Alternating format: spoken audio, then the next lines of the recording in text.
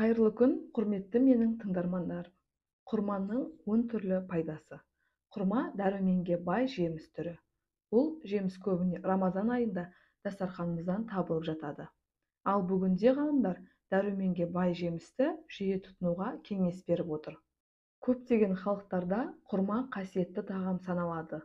Бұл жемістің 2-3 данасының өзі ғана өте пайдалы. Күніне 3 құрма жеп қана ағзаны қажетті микроэлементтермен қамтамасыз етуге болады. Дәрігерлер тіпті тәтті әрі зиянды кәмпиттерді құрмамен алмастыруға кеңес береді. Ал ғалымдар құрманы 2-3 жыл аштықта талғажау етуге болатынын дәлелдеп отыр. Бұл жемістің осы және өзге де пайдасы туралы айта кеткенде жөн көріп отырмыз. Құрма адамның асқа деген тәбетін жақсартып, жұмысқа деген қабілетін жақсартады. Фруктоза мен глюкозаға бай бұл жеміс жүйкені тыныштандырып, ұйқыны қалыпқа түсіреді.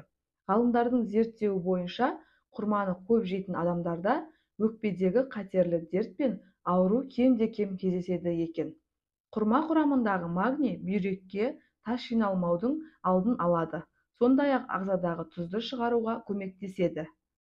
Мәйегін жарақат алғанда немесе күйген жерге жақса тез жазылады.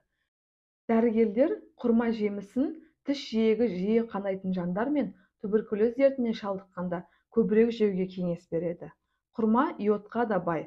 Қалқанша безінің қабынуымен ауырғанда бұл жемісті жеу дертке дауа болады. Қаныңыз аз болса, бұл жемістің өзінен немесе жапырағынан шай жасап ішуіңізге болады. Құрма құрамындағы моносахарид жүрек бұлшықеттеріне пайдалы. Құрма құрамында А және С дәрумені иммунитетті көтеріп, суықтаудың алдын алады.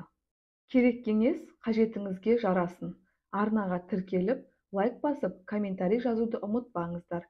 Және де қоңырау белгісін басып қойыңыздар. Назарларыңызға рахмет. Келесі видеода кездескенше.